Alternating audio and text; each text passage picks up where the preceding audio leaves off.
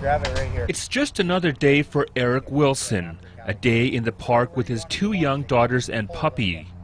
But playgrounds and fresh air isn't all these girls will experience in a day.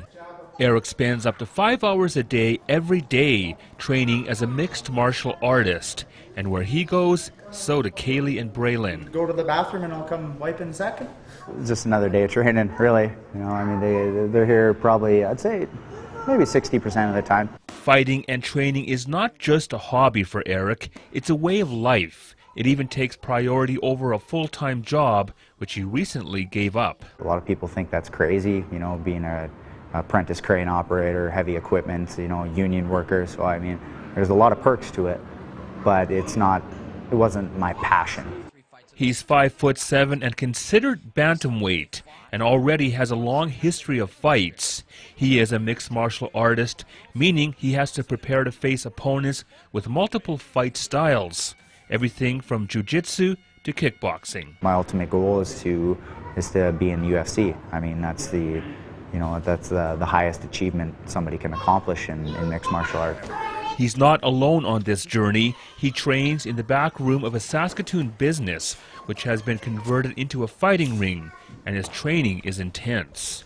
Rope climbing, sit-ups the extra hard way, tire rolling, and then hitting it with a sledgehammer. Eric is training like a professional now. Like, it's 5-6 hours a day, one thing or another with it, and you see the huge gains with that. Fighting for Eric is a choice. It allows him to achieve the goals he set in life. But it wasn't always this way. You see, Eric grew up in a rough part of Saskatoon where fighting sometimes served a different purpose.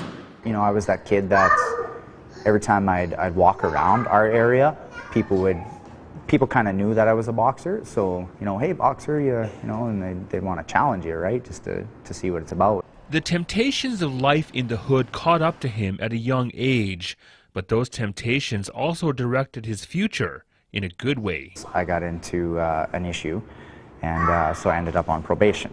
So the guy that's my parole officer, so he ended up bringing me to a boxing club, and I just fell in love with it. And he's never really stopped fighting. And I mean, when it comes down to it, fighters like to fight. One of his coaches, Ian McWalter, says mixed martial arts is an all too often misunderstood sport, seen only as being filled with street brawlers awash in a sea of violence and blood. How could you not get that impression? It's two people beating each other up, and if they're not beating each other up, they're trying to strangle each other or twist them into knots. If you look a little bit beyond that, though, a lot of the guys aren't coming from really gentle backgrounds.